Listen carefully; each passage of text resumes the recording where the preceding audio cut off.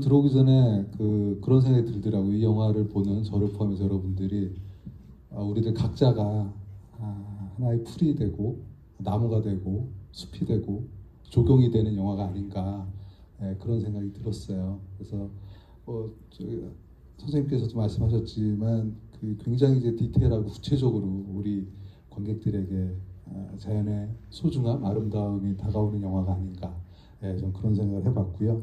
이 영화 보시면 알겠지만 봄, 여름, 가을, 겨울 그리고 봄으로 이어지면서 각 계절마다 음악이 나오는데 그 음악이 또 테마가 다 달라요. 그리고 어느 계절에는 피아노, 또 어느 계절에는 또 해금이 도드라지기도 하고, 또 어느 계절에는 기타 선율이 좀 많이 들리기도 하는데요. 김선 음악 감독님과 이 영화에 대해서 어떤 얘기를 나누셨는지 궁금합니다. 김선 음악 감독님 여기 계시고요. 그분의 짝꿍이십니다. 그래가지고 제가 그렇습니다. 네. 그래서 이런 월드스타를 제가 지금 극장용 장편 영화라고 하죠. 그거 세 번째 작품이거든요. 그리고 그 전에는 TV용 건축 다큐멘터리 한 편을 해서 총 4편의 어떻게 보면 장편 작업을 했는데요. 그 작업을 모두 다 함께 하신 유일한 저랑 같이 작업하시는 감독님이세요. 그리고 이렇게 이런 게 복인 것 같아요. 이렇게 뭔가 말씀을 딱 드리면 이게 인풋이 이렇게 있으면 아웃풋이 바로 나오는 그걸로 유명하신. 그래서 이번 작품은 제가 어마어마한 후티지가 있어가지고 이렇게 매번 작업이 조금 스타일이 달랐는데, 이번에는 제가 후티지가 어마어마하게 많고 그다음에 한 3시간짜리를 드렸어요. 어이구 얼마나 괴로우셨겠어요. 뭐 수반 작업도 안 되고 후반 작업도 제대로 안 되고, 그러니까 제대로 된 편집 부분이 아닌 3시간짜리. 근데 이제 감독님한테 드리면서 확신은 좀 있었죠. 제가 이런 비트, 이런 느낌입니다. 요런 에센스들이 제 영화에 들어 있는데 요거를 음악으로 조금 이제 풀어주세요라는 그거에 인풋이 있으면 아웃풋이 이렇게 딱 나올 거라는 거를 사실 알고 있기는 했었고, 그리고 제가 워낙에 저희 영화를 아실지 모르겠는데 이타미준의 바다, 위대한 계약, 파주책 도시, 이번이 세 번째 땅의 스닛인데요. 오프닝 시퀀스하고 엔딩 시퀀스가 굉장히 되게 중요해요. 실제 오프닝 시퀀스를 이렇게 항상 비슷한 구조로 끌고 가는데, 오프닝 시퀀스를 음악 시퀀스고, 이거를 보면 그걸 보면 이제 전체 사실 앞으로 이야기가 어떻게 진행이 될 겁니다. 저희 영화는 이런 영화예요라는 거를 그 오프닝 시퀀스에 담고 있거든요. 그래서 오프닝 시퀀스의 음악이 굉장히 중요하고 엔딩의 음악이 굉장히 중요합니다. 그래서 그 오프닝과 엔딩 음악을 이렇게 몇 개 만들어 주세요라고 부탁을 드리기 위해서 굉장히 긴 버전인데 3시간짜리를 드렸고, 이번에도 바로 몇 곡을 주셨는데 그 중에서 바로 고른 음악이 됐어요. 그래서 그게 이제 주제곡이 된 거고, 그리고 클래식을 개인적으로도 좋아하고요. 그 다음에 선생님 작품에서 클래식이 굉장히 잘 어울릴 걸 알았기 때문에 사실은 클래식 곡이라는 거에 대한 접근이 있었어요. 그래서 그거를 감독님하고 같이 많이 협의를 했고, 그 다음에 스트링이라고 하죠. 현악기를 쓰는 거에 대한 거를 또 좀 많이 얘기를 했어요. 그러니까 바흐 곡도 비올라 라 감바라고 고악기예요. 챈발로라고 고악기. 그래서 원래 오리지널이 고악기를 위해서 만들어진 곡인데, 그래서 그 곡이 첼로 버전도 있는데 그 첼로 버전도 한번, 심지어 다 녹음을 둘 다 해주셨어요. 마지막 선택을 하시라고. 근데 듣자마자 야 오리지널, 진짜 정말 너무너무 아름다웠어요. 그리고 그 다음에 어린이 정경을 기타 선율이 갖고 있는, 근데 거기에 좀 다른 베리에이션을 다른 좀 느낌을 주자라고 해서 기타 선율로 이렇게 편곡을 한다던가, 그러니까 그런 식으로 악기를 기타로 선택을 한다거나 뭐 이런 식으로. 그래서 그 사실 작업이 굉장히 즐겁고요. 인풋 아웃풋이 너무 그래서 이렇게 2분까지 네, 아무튼 너무 즐겁게 했습니다. 네, 객관적으로 어떠셨어요? 객관적으로 너무 좋고요.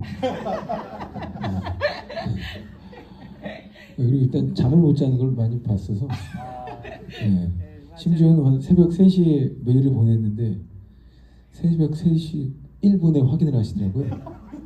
좀 미친 사람들이다. 나 이걸 보고 있는 난 또 뭐지? 이러면서 그랬습니다. 참, 그리고 해금곡이 있는데요. 그 해금 살롱이라고 정겨운님의 해금곡 제가 되게 팬이거든요. 또 다 이렇게 친구들이고 막 동문이고 막 이래요. 아무튼 제가 굉장히 좋아하는 곡인데 벚꽃 그날의 기억이에요. 타이틀도. 근데 저희 희원 장면이 그게 그 벚꽃이 거기 산에 벚꽃이 쫙 펼쳐져 있는 그런 거여서 뭐 그냥 바로 갖다 붙이면 바로. 제가 해금 선율도 굉장히 좋아해요. 네, 알겠습니다. 그 정말 새벽 3시 1분에 확인하고 이런 거는 굉장하다는 생각이 들고요. 혹시 그 정다운 감독님의 이타미준의 바다 영화 혹시 보신 분 계신가요? 몇 분 계시네요. 이타미준의 바다도 보면 거기 소년이 나오고 이타미준 선생님 돌아가셨지만 이제 대학 하시는 그 건축가 선생님께서 그 대학 노인으로 이제 나오시는데 이 영화에서도 이제 소년이 나오고 또 정강선 선생님이 또 연세가 80이 넘으셨으니까 또 노인이기도 하고 그래서 보면 감독님 영화는 테마 중에 하나는 노인과 소년이 아닌가 그런 생각이 들거든요. 또 전영선 선생님의 손주도 나오잖아요. 그래서 그런 세대 한 세대를 건너뛴 그 세대를 통해서 선생님께서는 그 감독님께서는 영화의 시간성을 굉장히 중요하게 생각하는 게 아닌가 그런 거를 그러니까 건축이라는 이타미준의 바다 이타미준 선생님의 건축물도 시대를 이어져 내려가고 정영선 선생님의 조경도 시대를 이어져 내려서 오래오래 가게끔 하는 그런 시간성을 중요하게 생각하시는 정답이죠, 거죠. 정답. 네, 맞아요. 저는 그런 생각도 했어요. 정영선 선생님이 1941년생이세요. 근데 조경의 뜻을 품게 된 계기는 할아버지의 과수원에 핀 백합 때문에 핀 거잖아요. 그러면 할아버지 연세 제가 추측컨대 1880년이나 1890년생이시거든요. 그러면 거기서부터 시작했다고 치면 이게 140년 정도의 이야기가 흘러가는 거고 정영선 선생님의 손주가 만약에 나중에 또 아버지의 할머니의 뜻을 따라서 또 조경가가 된다면 이건 거의 200년에 걸쳐서 흘러가는 조경의 스토리가 나온다는 생각이 들더라고요. 조경 천재라는 소문이. 그 손주가요? 손재가야. 딱 봐도 조경 천재라고. 조기 교육이 이렇게 중요합니다, 여러분. 네. 연못을 지가 파요, 막. 네, 사실 정확하시고요. 그 의도합니다. 저는 인간을 구성하는 가장 중요한 키워드가 시간과 공간이잖아요. 철학에서도 그렇게 얘기하고 저 살다 보니 저는 진짜 그렇게 느끼거든요. 그래서 시간성하고 공간성이 그 건축에서 너무 중요하고요. 그리고 영화 시공간성 어마어마하게 중요한 예술이잖아요. 그래서 두 개가 굉장히 맞닿아 있기도 하고 그게 이제 결국은 인간을 이루는 가장 기본적인 요소이기 때문에 사실 그걸 아주 작정하고 그리고요. 굉장히 공들여서 잘 표현하기 위해서 노력을 많이 합니다. 그 중에 하나가 시간성을 다이렉트로 보여주는 이런 계절감이거나 그 다음에 사실은 저희 영화가 미래 세대에게 바치는 연서예요. 그러니까 다음 세대에게 좋은 거를 전달해주고 싶은 지금 우리가 해놓은 거에 대한 미안함이 굉장히 많아서 저는 그래서 그 더 좋은 거를 이렇게 그 다음 세대한테 좀 보내줬으면 좋겠다. 제가 두 아이의 엄마고 첫째 아들이 이타미준의 바다에 뛰어다니던 애고요. 둘째 아들이 여기서 뛰어다니고 노래 부르는 김단우 분입니다. 그래서 오프닝에 뛰어다니는 애하고 마지막 손자하고 이렇게 헷갈리시는데 오프닝에 그 아이는 저희 아들이고요. 마지막에 나오는 그 손자분이 진짜 손자고 그리고 마지막에 그 수상하실 때 수상 소감 말씀하실 때는 둘이 같이 나오잖아요. 그래서 둘이 같이 나오는 거거든요. 그래서 그 상징으로 저는 미래 세대 그리고 실현성을 그렇게 하고 그리고 그들에게 바치는 저의 사랑의 편지. 그 정영선 선생님의 손주가 이제 조경의 천재라면 정다운 감독님의 두 아들은 다큐멘터리의 천재로 영화마다 다 출연하게 되는. 네. 자기가 배운 줄 알아요. 네, 선생님께 질문 드리겠는데요. 이게 한국적인 것의 세계화라는 측면에서는 이날치의 음악이랑 정영선 선생님의 조경이랑 좀 비슷한 측면이 좀 있는 것 같아요. 그러니까 정영선 선생님도 늘 훼손하지 않고 그걸 또 그런 한국적인 거를 영화 보시면 계속 그런 걸 나오잖아요. 다른 나라랑 한국이 다른 점이 이런 것이다라고 하고 또 판소리를 기반으로 해서 또 새로운 장르를 접목시켜서 또 새로운 음악을 만드니까 결국 이날치가 세계적인 밴드로 굉장히 유명해졌고 정 선생님도 제일 고상을 받으셨고 그런 점에서 이날치의 음악과 선생님의 조경이 좀 어떻게 비슷한 측면이 있으신지 여쭤볼게요. 감사합니다.